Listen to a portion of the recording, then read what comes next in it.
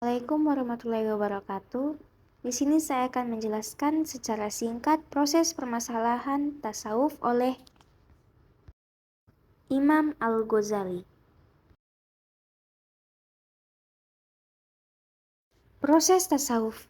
Sebelum menempuh jalur sufi, Al-Ghazali telah melewati pengembarannya di berbagai bidang keilmuan, mulai dari ilmu fikih, filsafat, ilmu kalam, dan yang terakhir adalah tasawuf.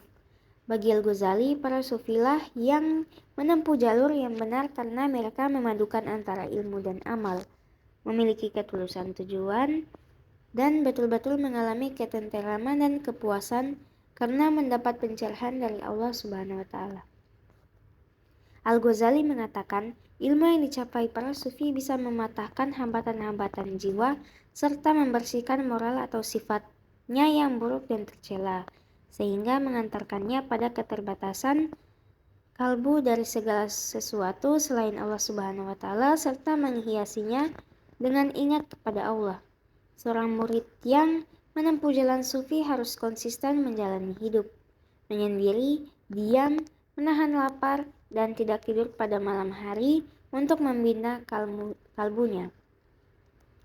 Manfaat hidup menyendiri adalah mengosongkan kalbu dari pesona duniawi.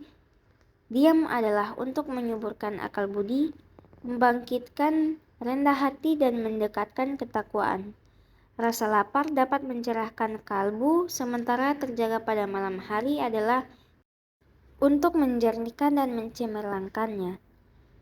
Oleh para ahli, corak tasawuf yang diamalkan oleh Al-Ghazali termasuk pada kategori tasawuf akhlaki, yaitu tasawuf yang mengedepankan kepada perbaikan budi pekerti atau moral. Selanjutnya, Al-Ghazali membedakan tasawuf sebagai ilmu muamalat dan tasawuf sebagai ilmu mukasyafah. Ilmu muamalah membicarakan tentang keadaan-keadaan hati, ahwal qalbi. Keadaan hati itu menurut Al-Ghazali terbagi menjadi dua. Pertama, keadaan hati yang terpuji seperti sabar, syukur, rasa takut, penuh harap, ridha, dan lain-lain. Kedua, keadaan hati yang tercela seperti sombong, dengki, iri hati, godab, dan lain-lain. Adapun ilmu mukasyafah tidak dapat diungkapkan kecuali secara simbolis dan tidak diperkenankan untuk diungkapkan kepada sembarang orang.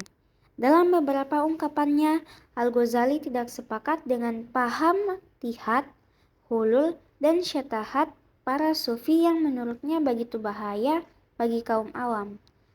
Sebagian besar karya tasawufnya memang ditujukan untuk kaum awam atau kalangan sufi pemula. Puncak tujuan tasawuf bagi Al-Ghazali adalah Al-Qurb, atau di bagian lain tulisannya Al-Fana bil al-kulliyat fi Allah, atau fana secara total di hadapan Allah. Dalam hal ini, ia menjelaskan suatu tingkatan tauhid tertinggi, yaitu bahwa dia tidak dapat melihat dalam yang wujud kecuali yang esa, yaitu syuhud kesaksian batin. Orang-orang sidik, para sufi menamakannya dengan fana dalam tauhid karena dia tidak melihat kecuali yang esa. Dia juga tidak melihat dirinya.